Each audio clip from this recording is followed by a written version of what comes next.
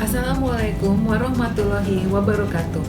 Salam sejahtera dan semoga kita dalam lindungan Allah Subhanahu wa Ta'ala. Perkenalkan, saya Apoteker Hesi Purwaningsih, SSI, M.Pharm, salah satu dosen tetap di Fakultas Vokasi Prodi Diploma 3 Universitas Santo Borromeus. Saat ini, saya dalam proses mengikuti sertifikasi dosen gelombang 1 tahun 2025 yang diselenggarakan oleh Kemendikti Saintek. Saya akan melakukan penyusunan dokumen pernyataan diri dosen dalam unjuk kerja Tridharma Perguruan Tinggi atau PDD UKT-PT. Pada kesempatan ini, saya akan memaparkan salah satu mata kuliah yang saya ampu, yaitu fitokimia. Saya mengajar mata kuliah fitokimia pada semester 3 tahun ajar 2024-2025 dengan bobot 3 SKS yang terdiri dari 2 SKS teori dan 1 SKS praktikum, dan terbagi menjadi 16 pertemuan teori sudah termasuk ujian tengah semester dan ujian akhir semester, dan 9 pertemuan praktikum. Mata kuliah fitokimia merupakan mata kuliah wajib dengan kode D3 F21.308. Adapun deskripsi mata kuliah fitokimia adalah mata kuliah ini mempelajari teknik penyaриan yang meliputi infus, dekok, maserasi dan modifikasinya, perkolasi dan modifikasinya, sokletasi, destilasi, separasi, penguapan, pengeringan, dan teknik isolasi. Setelah mahasiswa menyelesaikan 16 pertemuan teori, mahasiswa akan melanjutkan dengan praktikum dalam 9 pertemuan. Perkuliahan fitokimia diselenggarakan dengan pendekatan pembelajaran terintegrasi atau Integrated Learning Approach yang terdiri dari pendekatan berbasis konstruktivisme dan experiential learning. Mahasiswa dapat mengakses materi perkuliahan, mengunduh RPS, serta mengunggah tugas secara online melalui aplikasi Civitas dan Google Classroom. Untuk capaian pembelajaran atau CPL, mata kuliah fitokimia meliputi mahasiswa mampu menguasai konsep dasar, prinsip teori dan praktik, serta melakukan pekerjaan produksi sediaan farmasi dengan mengacu pada cara pembuatan obat yang baik atau good manufacturing practice sesuai dengan aspek legal yang berlaku. Untuk capaian pembelajaran yang diharapkan antara lain CPMK 1, mahasiswa mampu memahami prinsip-prinsip kimia, fisika, dan biokimia yang menjadi dasar dalam studi senyawa-senyawa kimia yang terdapat dalam tumbuhan. CPMK 2, mahasiswa mampu menguasai konsep teoritis farmakognosi sebagai landasan utama dalam memahami senyawa-senyawa kimia yang terdapat dalam tumbuhan.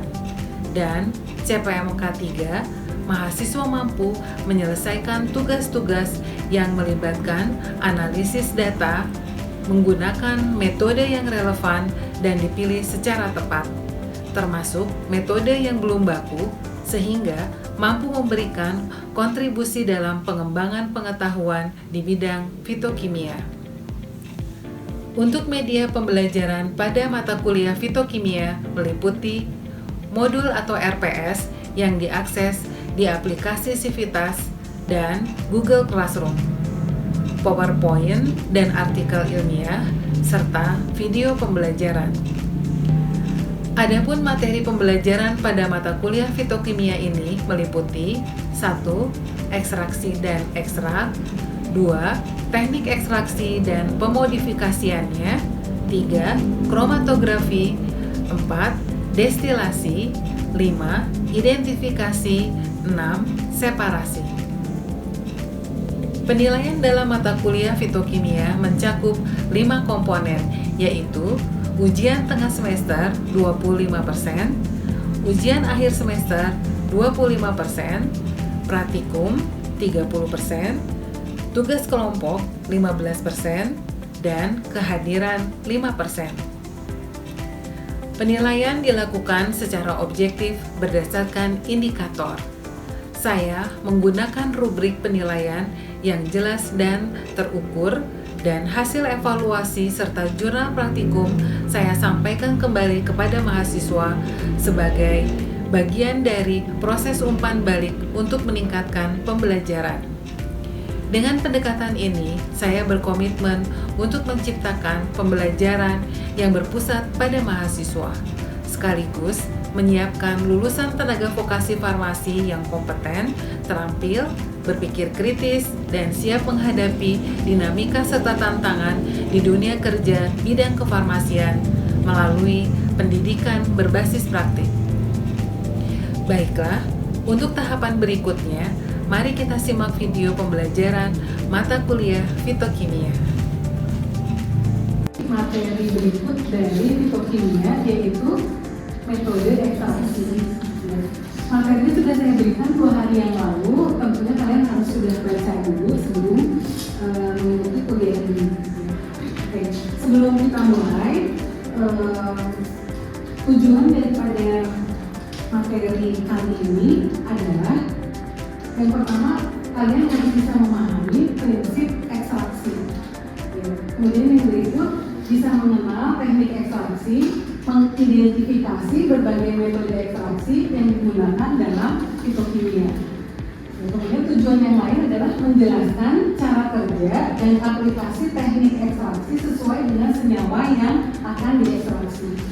Yang terakhir adalah melakukan proses ekstraksi senyawa aktif dari bahan alami. Gunakan pelarut dan metode yang cocok tentunya.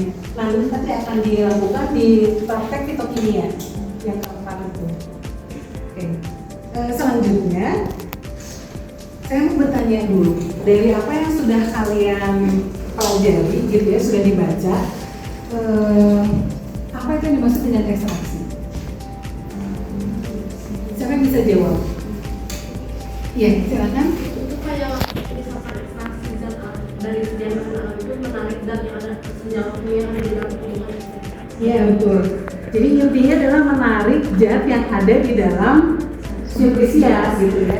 Seperti kalau kalian di rumah menyari, dalam hal proses menyari ya, kalau di rumah buat teh tubruk. Nah itu kan jadi diekstraksi itu sebenarnya ya, namanya diekstraksi, itu diambil sarinya gitu dengan pelarutnya apa? Air panas gitu ya. Apalagi kalau yang di rumah kalian lakukan ekstraksi itu parut kelapa adalah santan itu dengan pelarut air panas gitu. Jadi pelarutnya juga harus cocok ya. Kalau diekstraksinya dengan air dingin apakah bisa muncul? kurang maksimal ya tersarinya gitu, atau mungkin tidak tersari gitu, berarti pelarutnya tidak cocok gitu. Sokletasi ini simplisianya harus tahan pemanasan. Siapa yang mau bertanya untuk sokletasi? Ini salah satu yang akan kita praktekkan nanti. Yang berikut adalah reflux. Perhatikan, ini kadang-kadang mahasiswa sering ketuker antara reflux dan sokletasi karena secara tuh alatnya kayak yang sama ya, karena dia ada labunya, kemudian ada kondensornya juga gitu. Tetapi apa perbedaannya? Dia tidak punya tempat untuk simpan simplisia, nggak ada timbalnya di sini, tabung itu nggak ada gitu. Sehingga simplisianya ada di mana? Ada di sini beserta pelarutnya gitu. Jadi dipanaskan juga sama, kemudian nanti ada uap yang akan muncul, tetapi itu uap saja ya, uap pelarut ini saja, kemudian nanti akan ke atas kan dikondensasi, kemudian nanti akan turun lagi gitu. Nah jadi dalam hal ini proses penyariannya itu dengan pemanasan yang lama.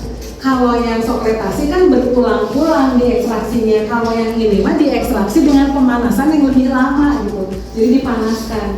Tetapi dalam keadaan tertutup gitu. Ya biasanya ini pelarut-pelarut yang digunakan adalah pelarut-pelarut yang non polar, ya sehingga akan bahaya kalau dipanaskan ya keluar gitu ya, jadi dalam keadaan tertutup. Itu perbedaan alat reflux dan sokretasi. Siapa bisa menyimpulkan? Jadi kalau sokretasi itu apa tadi? Ya pertama letak simplisiannya ya ada di dalam tabung timbal itu tadi. Kemudian prosesnya, proses ekstraksinya berulang ya, karena kan dipanaskan, kemudian terendam, turun lagi ke dalam labu, kemudian diekstraksi lagi, jadi berulang-ulang. Oke, itu prinsipnya. Yang reflux apa? Ya, simplisiannya di bawah saja gitu. Jadi apa itu mekanismenya? Jadi simplisiannya diekstraksi dengan pemanasan aja. Jadi kalau kata kita mah kayak direbus tuh enggak? Direbus aja, tetapi menggunakan alat yang tertutup gitu, supaya pelarutnya itu tidak keluar atau menguap gitu ya.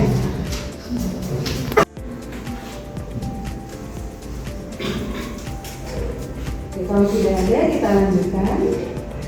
Yang berikut adalah destilasi. Ya, destilasi atau penyulingan. Ada 3 macam destilasi. Secara umum ada 3 macam. Ada destilasi air, ada destilasi uap air, ada destilasi uap. Kalau kamu baca materi yang di DCR, untuk menyaring apa destilasi itu? Minyak asiri. Ya, minyak asiri atau minyak terbang gitu ya. Nah itu diekstraksinya dengan cara destilasi. Jadi nggak dengan cara maserasi ya. Kalau minyak asiri itu tertentu itu destilasi. Nah ada 3 macam destilasi. Ada destilasi air, destilasi uap air, dan destilasi uap. Ini mudah, mengingatnya mudah. Kalau destilasi air, ini kamu bisa lihat gambarnya ya. Ada gambar yang hijau dan biru. Yang biru itu adalah air, yang hijau itu adalah simplisianya. Kita lihat posisinya di 3 metode penyulingan ini. Kalau yang destilasi air, si air dan simplisianya itu ada di satu tempat. Jadi artinya apa? Simplisianya direbus di dalam air, ya. Jadi simplisia air terus direbus gitu. Kemudian nanti ada uapnya, karena di sini simplisianya mengandung minyak asiri. Minyak asiri itu kan nggak dipanasin juga uap ya, apalagi dengan pemanasan, sehingga minyak asiri itu nanti akan nempel di molekul air. Uap air itu akan nempel gitu. Jadi ke bawah ke sini.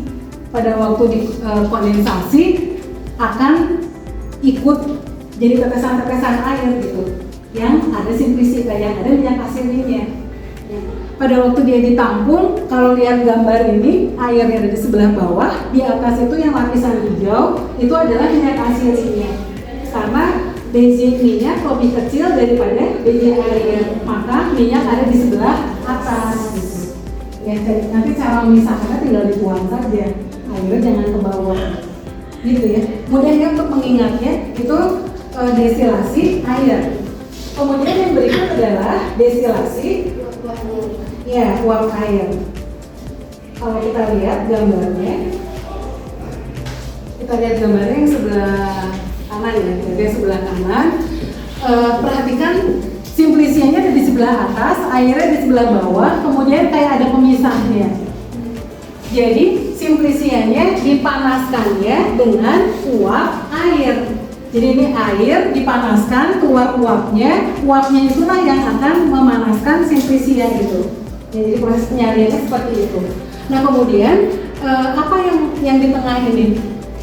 Kalau kata kita mah salangan. Kalian kalau di rumah ada dandan ya untuk menghangat nasi ya. Dandan itu kalau sekarang pakai rice cooker. Ya. Ada yang nggak tahu dandan? Yang ada salangannya tapi ya dandan seperti itu. Nah, seperti itu kan kira-kira untuk menyaring destilasi uap air. Jadi airnya di sebelah bawah, ada salangan, simplisianya di sebelah atas. Sama itu juga dipanaskan, tetapi dipanaskannya dengan uap air. Apa yang terjadi sama dengan destilasi air, uapnya akan membawa minyak asiri, dikondensasi, ditampung di tempat penampung, ya, sama dengan yang destilasi air. Yang terakhir adalah destilasi uap. Kalau destilasi uap, menariknya uapnya itu tidak seperti destilasi uap air. Uapnya ini berasal dari sumber yang berbeda. Jadi wadahnya itu berbeda. Jadi di sini tuh isinya air, kemudian dipanaskan, keluar uapnya dimasukkan ke dalam pipa. Dalam pipa ini terus sudah itu dia akan memanaskan simplisia di sini. Jadi terpisah gitu. Ya. Nah kemudian uap panas ini nanti akan membawa atau menarik minyak atsiri dan masuk ke dalam kondensor, ya, dikondensasi kemudian ditampung di sini, gitu. Ya. Paham ya? Oke. Jadi perbedaan yang penting adalah apa perbedaan dari destilasi air, uap air dan uap. Ya, kalau yang tadi harus diingat juga apa perbedaan kompletasi dan reflux karena mirip. Gitu. Kita lanjutkan. Ini gambar yang lebih jelas saja ya, sama dengan yang tadi. Nah ini kalau dibandingkan 3 metode ini menggunakan panas dan 3 metode ini menggunakan kondensor. Ya, ada proses kondensasinya, tetapi perbedaannya saya buat kayak badan gitu sehingga bisa terlihat perbedaannya. Metode panas yang lain adalah digerasi. Digerasi itu prosesnya sama dengan maserasi, direndam, tetapi pelarut yang digunakan airnya air hangat. Disebut hangat karena di suhu 35 sampai 45 derajat. Di USP menyebutkan 40 sampai 60 derajat. Tetapi tidak populer ya metode digerasi ini karena direndam dengan air hangat dalam waktu lama, ada kemungkinan zat aktifnya itu rusak gitu. Karena direndamnya dengan pelarut yang ada panasnya gitu. Sehingga tidak terlalu populer ya cara ekstraksi ini. Yang berikut enfluorets. Enfluorets ini adalah maserasi katanya dulu gitu ya, zaman dulu itu kalau kita mau mencari minyak atsiri ya, cara pertama yang dilakukan adalah metode enfluorets ini. Siapa yang tahu dari baca kemarin enfluorets ini apa? Yang untuk menyaring itu bukan pelarut, tetapi apa? Ya, lemak ya, lemak yang digunakan lemak hewan. Ya, jadi lemak hewan itu ternyata lebih efektif menarik minyak atsiri dibandingkan dengan lemak nabati gitu. Ya, jadi lemak hewan. Kemudian yang disaring tentu yang lunak ya. Contohnya bunga gitu, bunga yang wangi itu di cara enfluorets cocoknya. Ya, jadi untuk simplesnya yang lunak. Nah, alat untuk menyimpan lemaknya itu disebut kasis ya di sini. Jadi kayak kotak figura gitu ya. Kemudian itu dimasukkan lemak hewannya.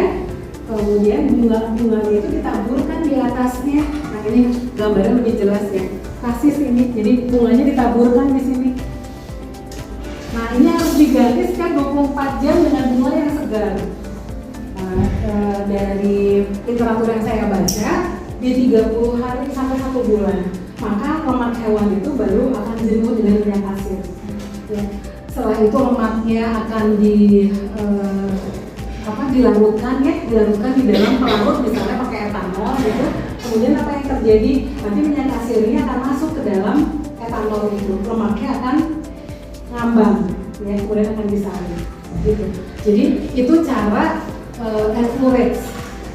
Ada kalau yang ini cold enfluorets, kalau hot enfluorets itu kasisnya itu nanti dipanaskan sehingga lemaknya itu nanti akan pada suhu 60 derajat biasanya dipanaskan.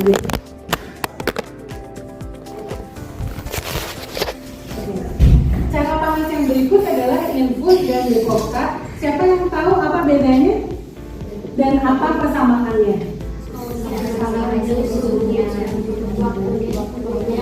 Ya betul, sama-sama di direbus dalam air, kemudian suhunya di atas 90 derajat, di bawah 100 derajat ya, sejauh. Jadi kesimpulannya kaitannya apa? Derajat kehalusan simplisia itu semakin halus, ya betul ya, semakin mudah zat aktifnya. Semakin halus zat aktifnya berarti semakin halus. Oke.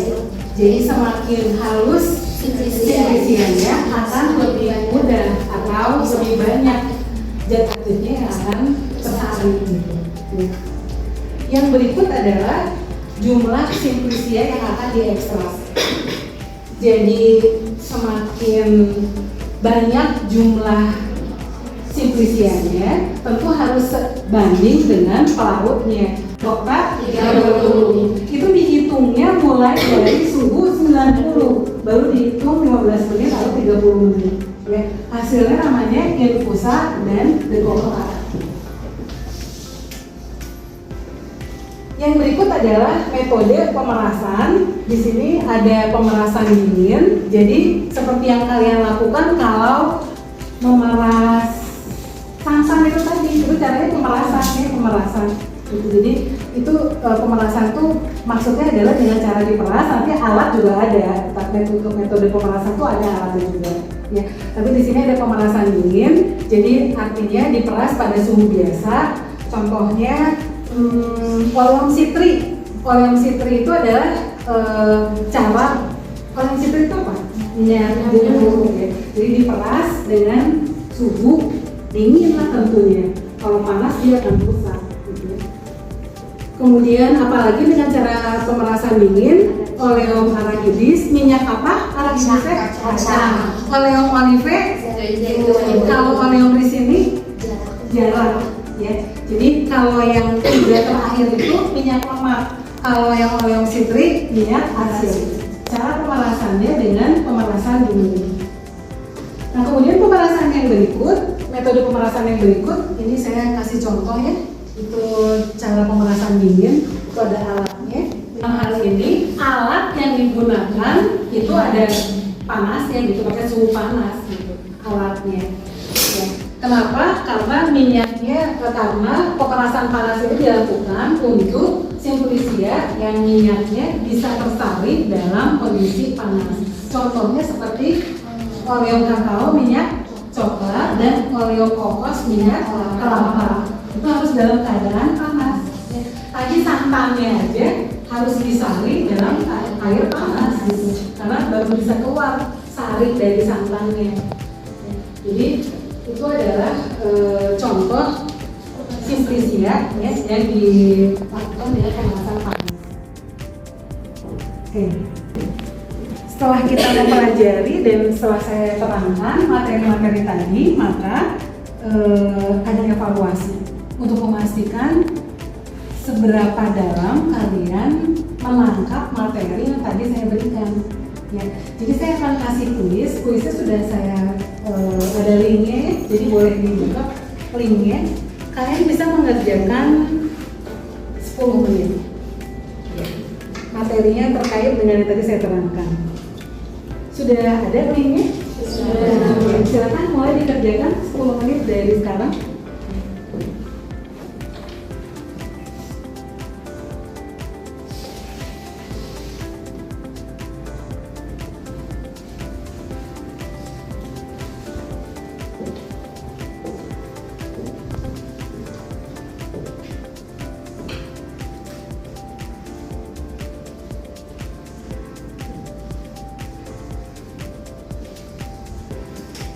Ya.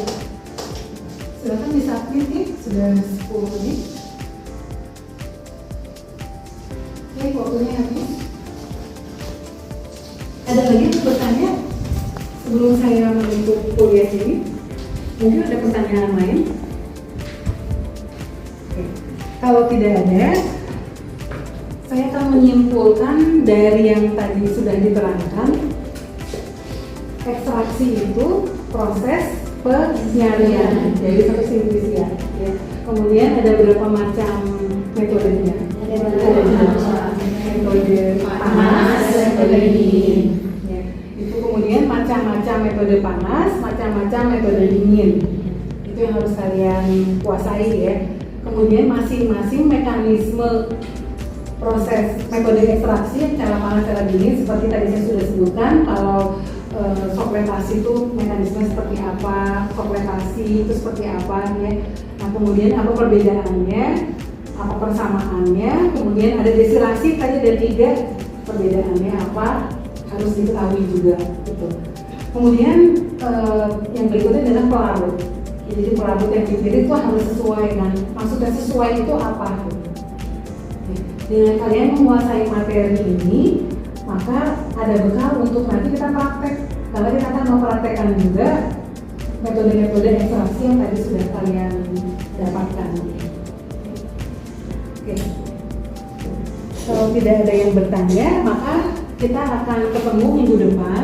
Materinya akan saya share sebelum kalian masuk kelas, harus dibaca dulu. Ya, materinya adalah parameter mutu ekstrak. Nah, kenapa? Karena tadi kita sudah mengekstraksi, maka hasilnya adalah ekstrak kan. Nanti kita akan mempelajari gitu, ekstrak hasil ekstraksi tadi itu seperti apa.